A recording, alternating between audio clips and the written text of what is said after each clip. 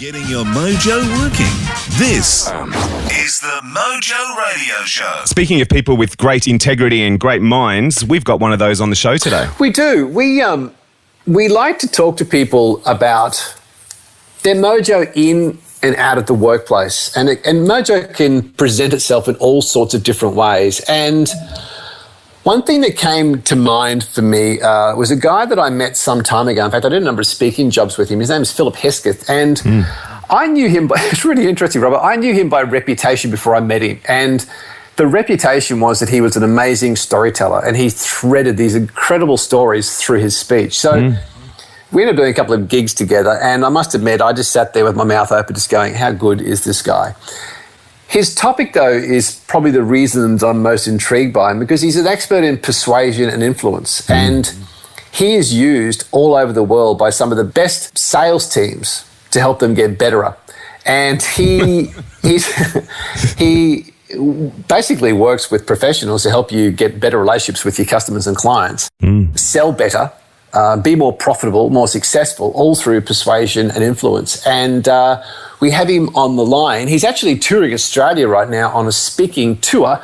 So, Philip Hesketh, welcome to the Mojo Radio Show, mate. Yeah, good to be with you. Good to chat with you. Or should I say, Philip, I probably should say, welcome to the Mojo Radio Show. All right? All right? Because you are an Englishman, aren't you? I am English, yeah. Very The English. accent maybe gives it away a little bit. But we have caught Philip in Australia doing a tour right now. To put us in the picture, Philip, for those people who may not be familiar with you and your work, can you just give us some background of kind of what you're doing on a day-to-day basis and the sorts of people or companies you'd be doing it for? Yeah. Well, first of all, I'm a full-time professional speaker. Don't really do anything else. I don't do one-to-ones, don't do consultancy, full-time professional speaker. And there's two types of people I work with.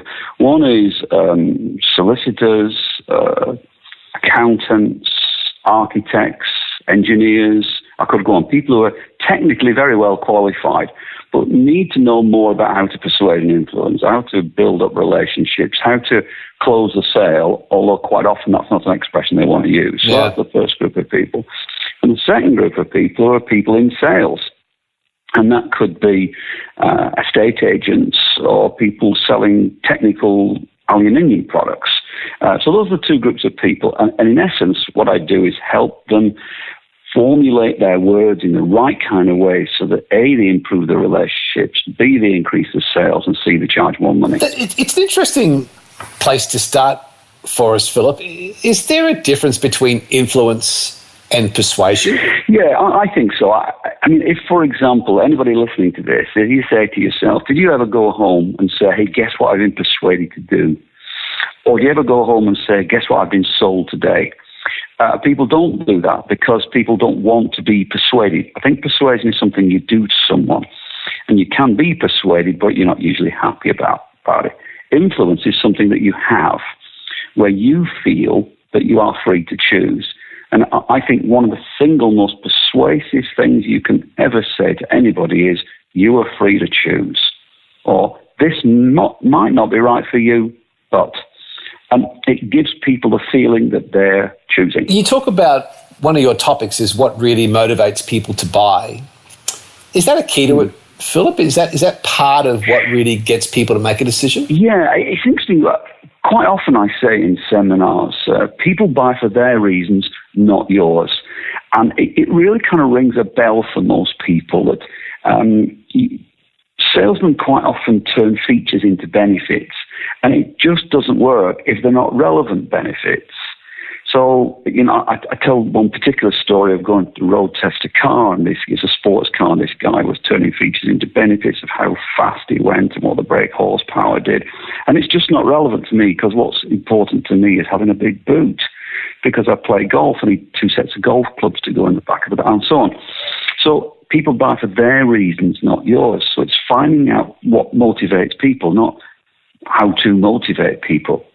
If you motivate idiots, they do stupid things quicker. You've got to be careful. Gee, Robbo, we're 3 minutes into this. He's dropped some gold already. I know already. It's paying for itself, right? we do like these Englishmen. 37 to go. Yeah, that's right. Ticking. I'm watching the clock. Philip, tell me, I love that. I do actually think that's gold. People buy for their reasons, not yours. I think that is just so simplistic but so powerful. How do I make it easier for people to make a decision to buy from me? I've got whether I'm an estate agent, whether I'm an accountancy firm, what are the steps or the thinking required? Well, let's take estate agents, for example. It's as good an example as any.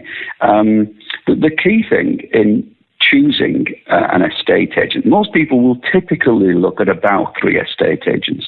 And most people, it's a pretty rare occasion to buy. So you only buy every few years, perhaps even only every 10, 20 years.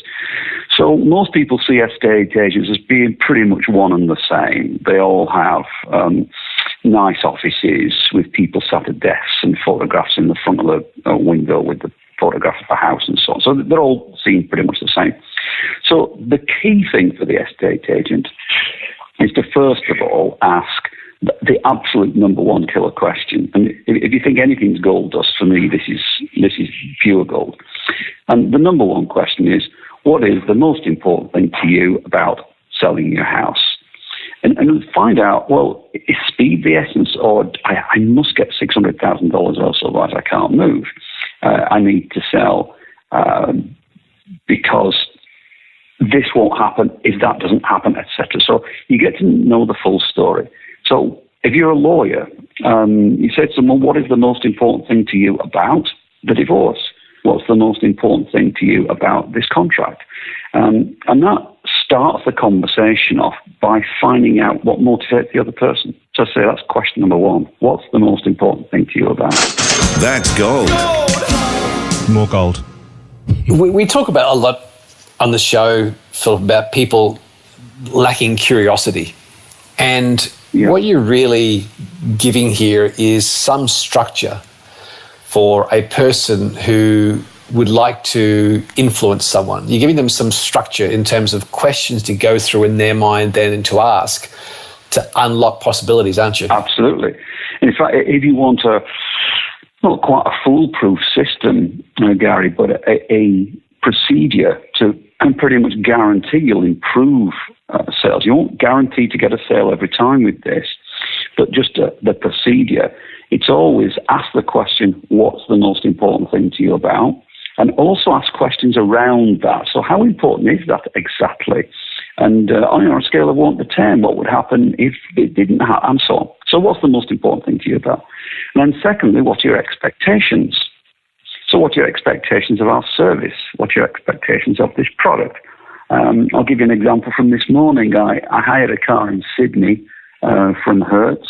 I always use Hertz simply because when I go to any airport, I know I can remember who I've booked with rather than move around. So I'm a pretty loyal customer. I spend a quarter of a year in rental cars, and it's always with Hertz. So I turn up 4 weeks ago, and there's a hole in the seat, and there's knocks and bashes and bruises in this car, and my expectation is more than that. There's nothing wrong with the car, and it's okay, but I was never really satisfied. And when I dropped the car off at the airport the day before yesterday, I call it the moment that matters. In car rental, Hertz and Avis and Europcar and all the others, as far as I'm concerned, you can go online and book a car. The car's the same. Pretty much everything's the same. The moment that matters is when you pick the car up, which typically lasts about 3 or 4 minutes, and when you drop the car off, which typically lasts about 2 minutes. And dropping the car off, it's just perfunctory. The guy is just, okay, another car, okay, no problems, okay, thanks, bye, and he just prints off a receipt. If he just asks me some questions and allow me to get a little bit of frustration off my chest, because my expectations weren't met on this occasion. And if they're not careful, Hertz or whoever it is, just lose my business just because I call it expectations and standards. If you're a hotel or a car hire, you've got standards and I have expectations.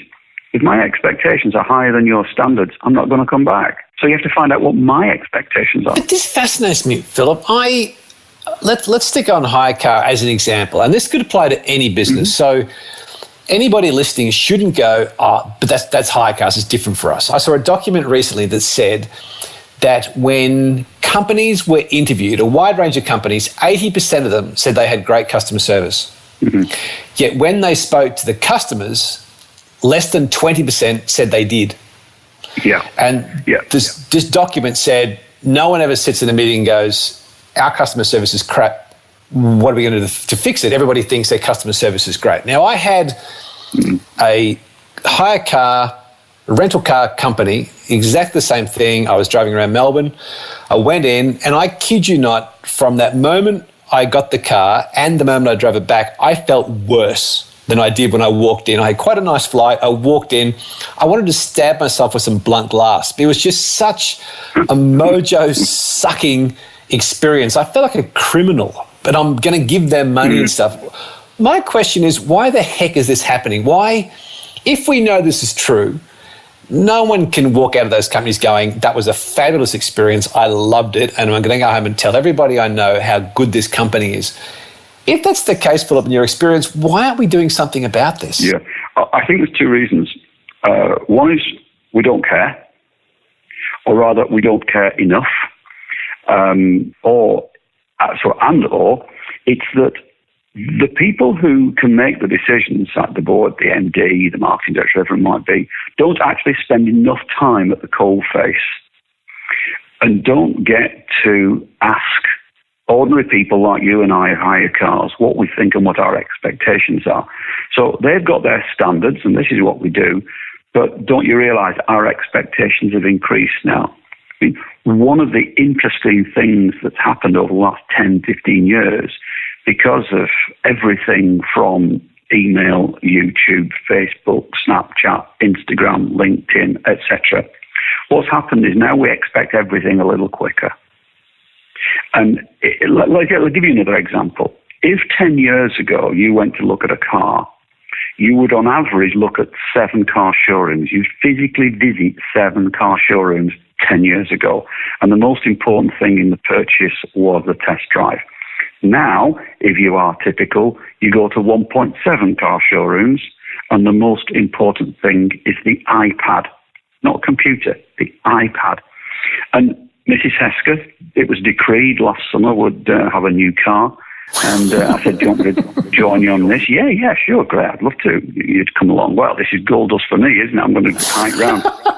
And she said, these are not some of these terribly interesting cars. And she said, I've been on my iPad, and I've looked at the What Car videos, and done all the research. And the car sales guys now are still doing the same things, many of them, that they were 10 years ago. We've all moved on. Everything's moved on. Our expectations have increased, and whether it's hotels or car hire or whatever it is, we expect better service.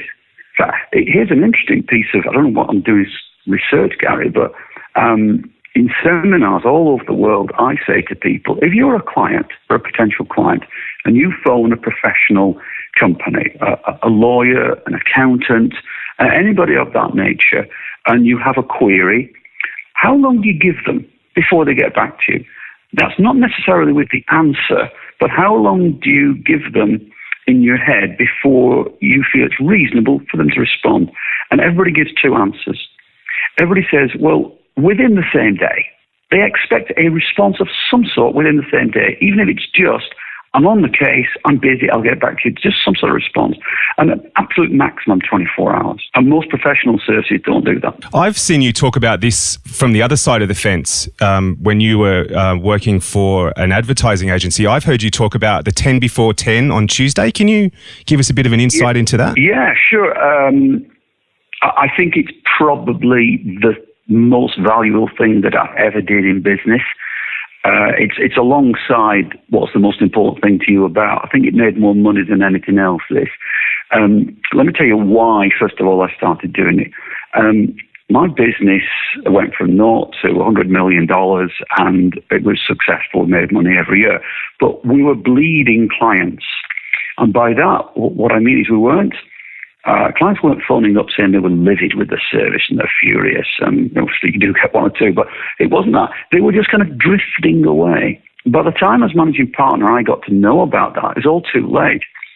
So I decided to take my own medicine, which is all you need to know about time management, in my view, is allocate time for things that are important but not urgent. If you don't do that, things become important and urgent, and then you throw money at them, and it's all a bit of a mess. So I chose Tuesday morning because it was as good a day as any. And I said, I'm going to phone 10 clients before 10 o'clock every Tuesday morning with no agenda, nothing to sell other than this killer question. Is there any aspect of our service we could improve on? And almost always the conversation went like this.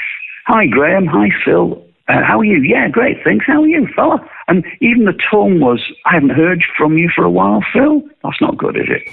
And then we'd exchange pleasantries, and I'd say, is there any aspect of our service we could improve on? And the next sentence usually began with, well.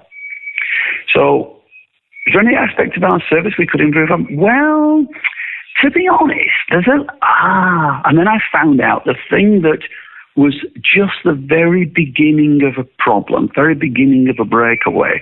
And often it was about a relationship and somebody had said something, somebody had got a little bit upset, and I could put it right. And I think that made more money than anything else. Yeah. So that's 10 before 10 on Tuesday. Make 10 phone calls to your clients before 10 o'clock every Tuesday, and not for its own sake. Yeah, and I think the important thing here is that was in your diary every week, right? Yeah, absolutely. Absolutely. If a business wants to build trust today, what's the one thing that you believe they must do immediately? It's so difficult to say one thing. Can I be really greedy and have four? I'll give you the priority. But I think first of all, in fact, there's a guy called Professor Adrian Furnham. He's Professor of Psychology, University College London. And he has 26 PhD students, and he's done this research on trust from a biased perspective. So why do you trust the salesperson? Why do you trust the business that you're with? And the most important thing, so this is the one thing, this is it, is honesty. And we were having breakfast in Portugal, of all places. We were both speaking at the National Bet Federation. I remember it well. And we were having breakfast, and he was telling me about this research. And I said, honestly, Adrian, that's so obvious. And he said, yeah, Phil, but you've got to have verisimilitude. I said, whoa. I said, what's that? He said, that's the appearance of honesty. So it's not enough to be honest. You know, anybody listening to this can think of occasions where they've been saying something, I'm being really honest with you now, and the other person's saying, I don't believe you. And it's because you don't have verisimilitude. So number one is honesty. You've got to be honest. Number two is you've got to be reliable. Do you do what you say you're going to do every time? If you say you're going to phone someone back on Friday and you don't phone them back on Friday, then the client can only assume you forgot, you're lazy, or you had something more important to do. There aren't any other reasons. So number one, honesty. Number two, are you reliable? Do you do what you say you're going to do? Number three, are you any good? And it's interesting, that's deliberately number three, because if you're not honest and you're not reliable, it doesn't matter if you're any good or not. It doesn't matter whether you're competent, because if I don't think you're honest and I don't think you're going to do what you say you're going to do, it doesn't matter how good you are.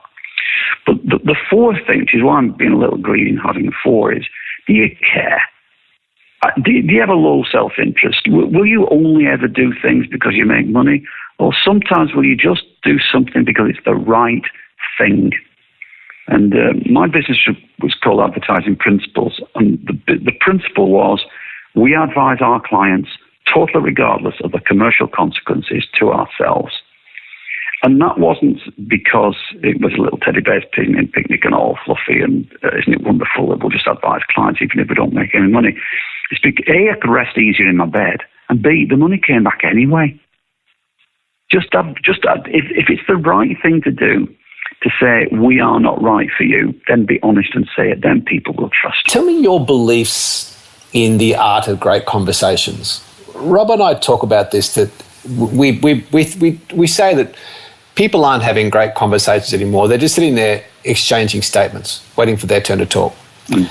And I'd be curious to hear your beliefs or your tips or tools about having really great conversations. It's my view, and it's not just my view, this, Gary, but you can go back to Aristotle and Socrates and Plato, if you like, that the way we communicate best is through analogy. So when I tell a story about, about car rental, people understand the fact it's not about car rental. It's actually about the principles of what we're talking about. I talk about bad service in a hotel. You talk about your experience in Melbourne and so on. I can tell a story about one of my kids buying a car or whatever it might be. People get engaged in the story because they understand the story. And then they make the link between, what you're really saying is I need to improve my customer service because, and you can go right back to Aesop's fables and stories in the Bible. Stories connect with people. I mean, why do we go to the movies? I mean, the Oscars, Revenants, through to 12 Years a Slave, and The Hurt Locker. Look at all the Oscar-winning movies of the last decade, in fact, all 90 of them. They're all about a story. And we're engaged when we're listening to a story. And the story is almost always the hero or heroine and how they go through adversity and come out the other end. And there's either a sad ending, Romeo and Juliet, a happy ending, which is mainly what happens, and a Woody Allen ending where you wonder what the devil's gone on. But we like stories. We're engaged by stories. So that's why I tell stories and then make a point about the story. It's half-time on the Mojo Show. And time to pause for a cause. Hey guys, my name's Saran Molyneux from Smile Clothing. We're a one-for-one company based in between Australia and Indonesia. For every garment we sell, we donate a school uniform or a t-shirt to a child in need. Please feel free to check us out online at www.smileclothing.co or through any other channel you can find on the internet. Thanks very much. The Mojo Radio Show. If there's somebody about to walk into a presentation today, they've got a customer or a client waiting for them, they've got 10 minutes to go before they go into the meeting, do you have a ritual or a process that you would suggest they go through to get in readiness for that presentation or meeting? Absolutely, for sure. And the process is a pretty straightforward one. Number one question, if you can't remember anything else and you're a bit last minute and you're a little late and you're kind of rushing, fastening your tie as you're going to the meeting, just say, what's the purpose of the meeting? What's the purpose? I sat in too many meetings at work where I began to look around thinking, what's the purpose of this? And I seem to have been here for half an hour and nothing's happened because everybody's kind of moving around the edges. So I said, hang on, what's the purpose of this meeting exactly? And what do you want from me? Well, we want £10,000, Phil, or $20,000. All right, okay, that's the purpose. Okay. Now, can we get to it then? So you cut down on it. Because if anybody ever says, oh, what's the purpose of the meeting? They'll say, oh, it's just a bit of a catch-up. I'll say, don't bother. It should be a bit better than that. And so number one is, what's the purpose? Number two is, what action do you want the other person to take as a result of this meeting? Now, it can just be, I want them to be reassured that we're on the right path. That's okay. It could be, I want them to agree to let us pitch for the account. Could be, I want them just to agree to another meeting. Could be, I want them to agree to go and to speak to so-and-so about this. So purpose and action. What's the purpose? What action? And if you don't know those two things, Gary, you're probably going to have a wasteful meeting. It's so simple, but it's just so powerful. Philip, I just love that thought because I got to admit, I sit in those meetings and they're going nowhere and they're just wasting time. And the worst one is that everyone allocates an hour for a meeting in their iCal. So it's never 47 minutes or until the job's done. It's always an hour. And when they get to 47 minutes and you're all done, they'll sit there and just fill in time till their iCal comes up so they move on to their next meeting. And I'm sure they've walked in with no purpose in mind. I think it's that's gold. Yeah. But I'll give you another example as well, because sometimes you can avoid meetings. Often people will say to me, somebody's secretary will phone me up and say, you're speaking at our conference next June, on June 16th, and the managing director would like to meet you. Okay, great. I said, I don't disagree with the idea of a meeting. I like meeting people. I always say, what will be the purpose of the meeting exactly? And the word exactly is important, Gary. What will be the purpose of the meeting exactly? And the secretary often says, well, he'd like to meet you. Yeah, okay, but what will be the purpose of the meeting exactly? Well, he wants to brief you on us as a company. Well, I'm on your website now, so I know what you do. So what would be the purpose of the meeting exactly? And eventually, is there anything we can't do on the phone? And often I can save myself a 2-hour drive and a 2-hour meeting and a 2-hour drive back, incidentally, for a brief talk that'll last 35 minutes, just by saying what's the purpose of the meeting. I'm not suggesting we don't have meetings. Sometimes I've been in meetings that have lasted 4 hours, and my goodness me, it's been worth it, because we've created something we would never have created on the phone. And you can read body language signals, and you can get people together, and all sorts of benefits of a meeting. But don't just assume, like say, it's in the iCal for an hour, so it'll take an hour. But know your purpose. Let's just rewind a second, Philip, and get back to the killer question, which I'm on board with everything you said. I think is just as you've said, gold dust. So I'm loving that. If this executive has finished a big day of work, done all the right things, written all the business they want to write, they get home, they're about to walk in the front door, and inside are their kids. Is there a killer question you provide to a mum or a dad who's getting home that helps build that mojo between family leader, like mum or dad, and the kids? Like, what's the killer question for kids? First of all, there's a mode, I think. I often say to people that one of the most persuasive things to say to anybody is, you have my full, complete, and total undivided attention. It's just a wonderful thing to say to anybody. And I know from my experience, when I get home and when my kids were small, they don't want to know about my day. They don't want to know if I'll have a good day or a bad day. They just want me to play ball. They want me to romp around with them.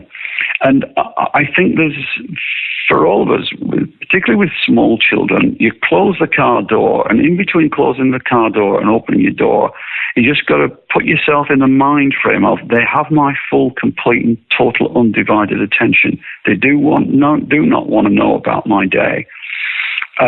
So always clearly start with simple things, how's your day?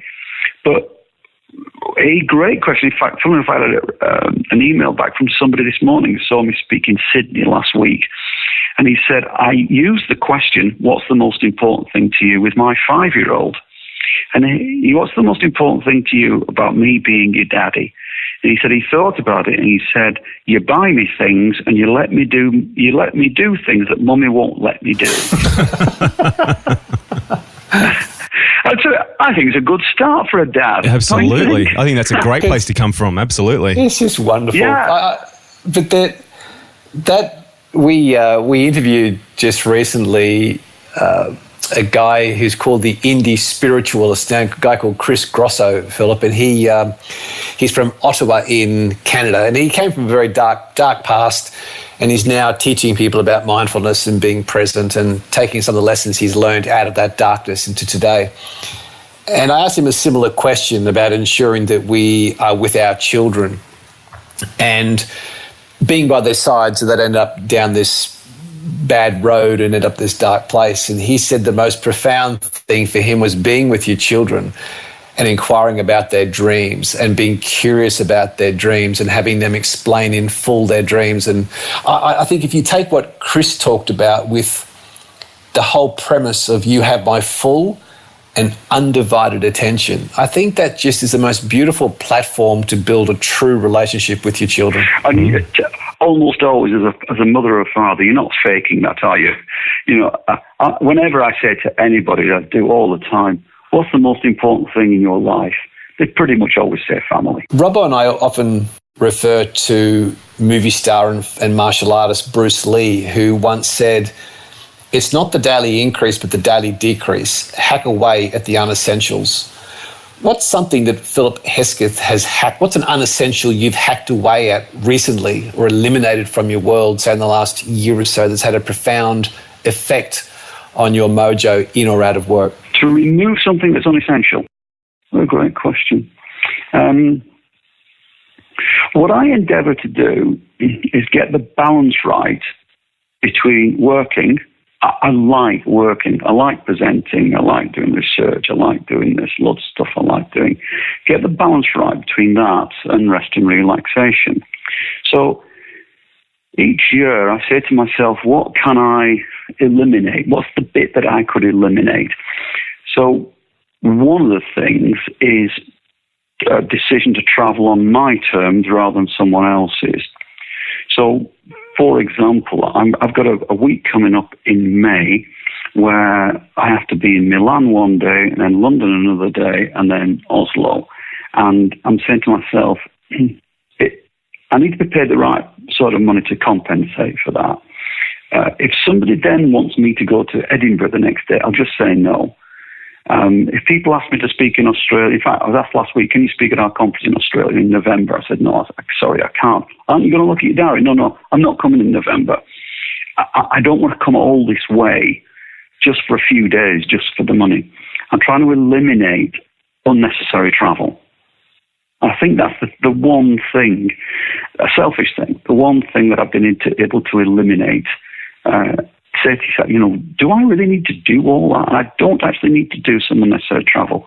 I don't want to go to Lithuania just for the sake of it. You, as a speaker, you stand, let's just go down that track. As a speaker, you stand in front of a lot of people around the world on a daily or weekly basis. And you've spoken in your notes about note-taking. What's your view on people being in an audience to maximize their learning? What's your view on, say, taking notes on an iPad versus traditional pen and paper? Yeah, well, for the two things. First of all, there's an academic called Linda Stoner, and she studied people who consistently look at their iPhones and their iPads and their Blackberries during a conference, and people who just put them to one side for a few hours. And there's absolutely no doubt whatsoever, with a loud clanging bell, you learn more when you're not in what she calls continuous partial attention. You will learn a lot more if you just put the phone down for 90 minutes. Ideally, put it down for all day, but you'll learn far more if you just don't look at Facebook and don't look at LinkedIn or whatever it is every 5, 10, 15 minutes. That's the first thing. The second thing is a lot of research has been done on whether it makes any difference to making notes on an iPad or any kind of electronic device or handwrite.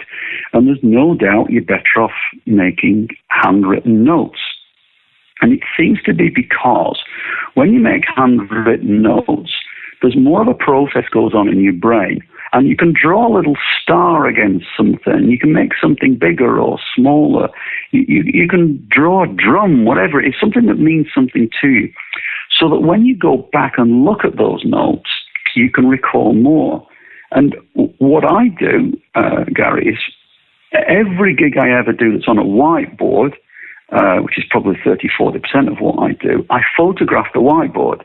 In fact, the day of inspiration when we were in Sydney together, there was a guy did a superb montage of everybody's talk, and I photographed that. I go back and look at that, and my mind is a lot clearer about what I can remember than if I just take notes on an iPad. And what I do now, when a client briefs me, I handwrite all my notes. I then photograph it with my camera, with my phone, put it into my notes so that 6 months down the line, I just glance at that. I think, oh, yeah, I remember that. Yeah, oh, yes, of course, that was the most important thing, and so on. So without a shadow of a doubt, handwritten notes. Just on that bit, Philip, when you are photographing, how are you logging or tagging that? Do you use a specific app to be able to keep track of all your interviews and materials?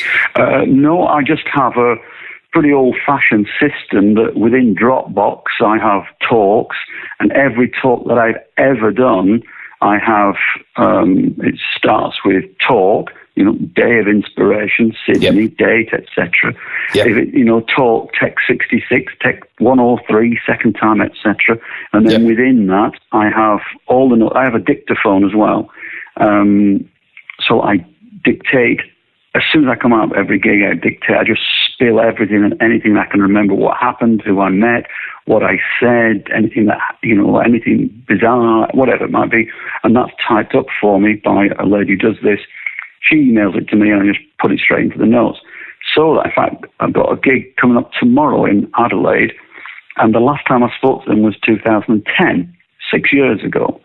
So I went straight into my notes, okay, and I was able to email a client and say, yeah, last time what I covered was, and he emailed back saying, wow, what a memory. Yeah, right, that's nice. So I don't use an app.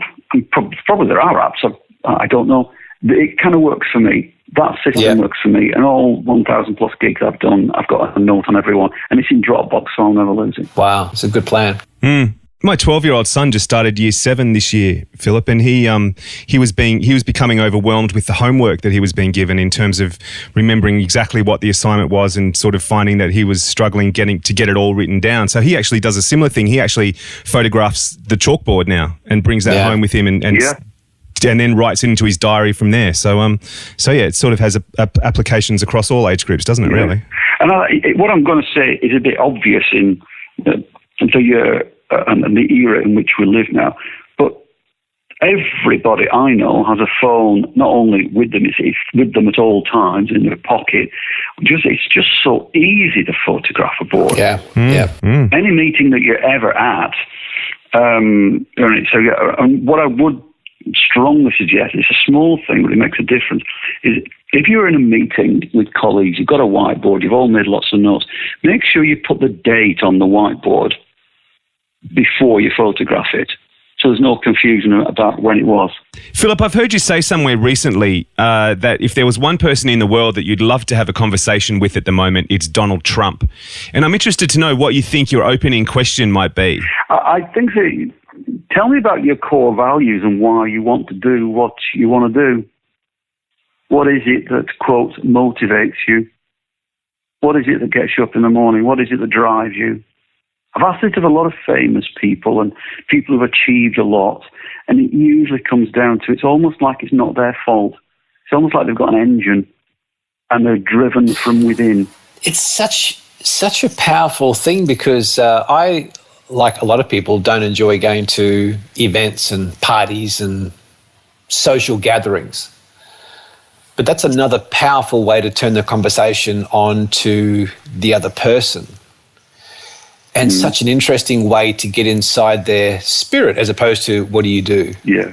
I mean, my wife and I went to a cookery school in Adelaide yesterday. Very enjoyable it was too. And there's like 20 people and you've only got 4 or 5 hours together. So you need to get to know people quickly. So I always say, what was the key driver in you wanting to come to a cooking school? So it moves on from where do you live and did you come by car or whatever? What was your key driver? And also, it's like, just give me one thing.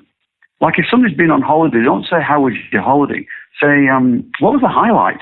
It kind of forces them to give you something tangible. Philip, I've always loved your material. I really enjoy hearing you tell stories. Is there a time of the day that you've created as a ritual, or is there a process you go through to do deep thinking? Because I've been reading a lot and thinking a lot about how people typically are being very reactive through the day, and it's what they call shallow thinking. We're just getting stuff done that doesn't need a lot of thought. We're just taking care of business. But you do seem like a guy who sets aside time to think through things and find the angles, and you're curious. Is there a process that you have that Philip Hesketh has to do this, what they call deep work or deep thinking, where you can just drill into one thing with no distractions? Yes, and I think there's 2 parts to it. We each of us have our own circadian rhythm, times at which we're best, morning, afternoon, evening. I'm personally at my best in the morning. So I'm not proud of that or ashamed of that. It's just kind of how it is. I've learned that I'm best in the morning.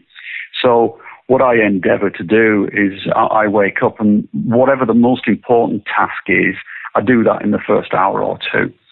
In terms of that deep thinking, I go for a walk in the countryside. And again, this isn't my idea. It's come from research that I've read about, if you want some new ideas, read some old books. We don't read enough history books. But if you want to have some deep thinking, you've got to allocate time to do it. It won't happen sat at your desk. It won't happen in a normal environment. it'll only happen when you change your environment. So I've tried cycling, but it didn't really work for me, and might work for you. I know you're into that. What works for me is walking, and often walking with a fellow speaker or my wife or my kids, 3, 4, 5 mile walk, and make some notes as well. And you come out of it thinking, yeah, but what was the purpose? Yeah, the purpose is to find a new way of doing this. And each year, as I say, I do this kind of, what can I eliminate this year that I don't like? What's the thing that I don't have to do that's necessary? You keep doing that, and sometimes you need to go for a walk before you realise. Philip, this has been terrific, mate. I've got a page. In fact, it was interesting. I found myself writing so much.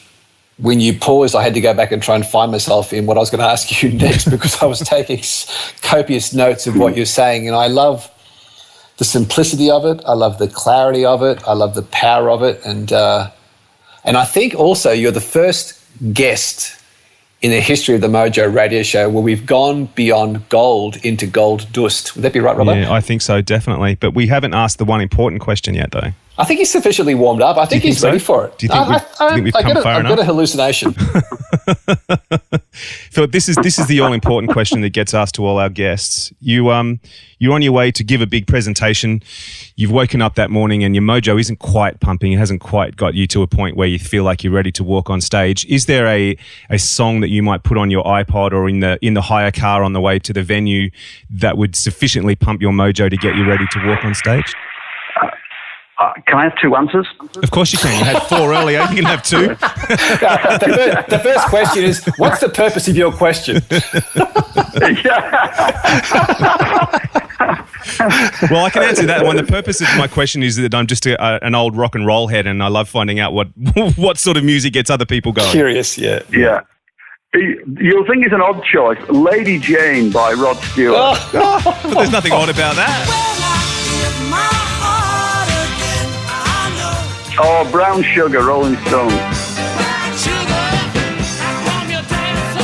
Oh, there you go. Now She's showing your age, mate. Yeah, he's talking my language, though. Hey?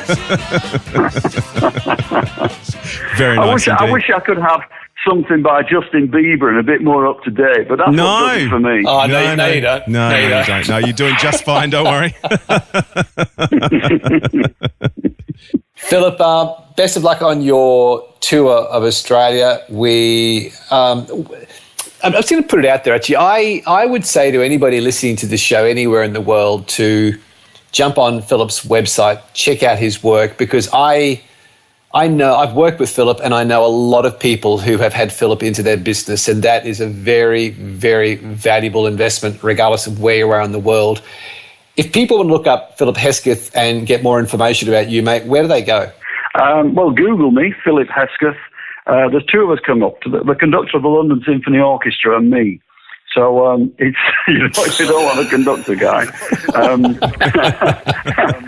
So these things is Google me, Philip Hesketh, or my website is actually heskethtalking.com. Beautiful. And we will put the link to that in the show notes for you, mate. Great.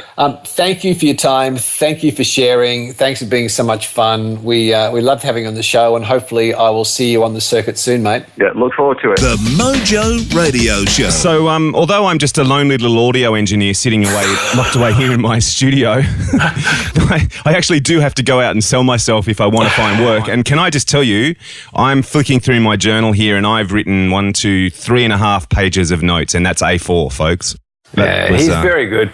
To be honest with you, we could have had Philip on for an hour and you would have probably doubled the amount of pages, because he's just so good. And the thing is, it's all stuff we can use. Like, it's not all theory, and it's just absolute practical stuff from a guy who tells it as it is. He collects wonderful stories. And I have to say that, folks, since we did that interview with Philip, I have hired 2 Hertz cars. And no, it's a true story, Robert. I walked out the other day. I was on my way up to Ipswich for the Country Music Festival, and I walked out, and I'd been through the experience, and had a big sign up saying "Hertz, the world's #1." And I went, guys, you're just not setting the bar very high. And I almost put it on the social. I thought, it's a bit whingy, bitchy, but I tell you what, mate, they do not set the bar very high if they are the #1. There's maybe you should try Avis. I'd try harder. Yeah, that's right. Or try hard. Yeah, he is a very, very, very good guy. We will get him back on again because there was loads of stuff I haven't even scratched the surface of Phil Hesketh's knowledge. So if you want to find out more about him too, which something we didn't mention in the interview, is check out his YouTube page, because some of this stuff on there, I saw while I was doing my research for that interview, is takeaway in itself, let alone the stuff we spoke about in there. So, were you talking about being away listening to your country music and wearing your chaps over the weekend? Made me think of. I didn't say I had chaps on.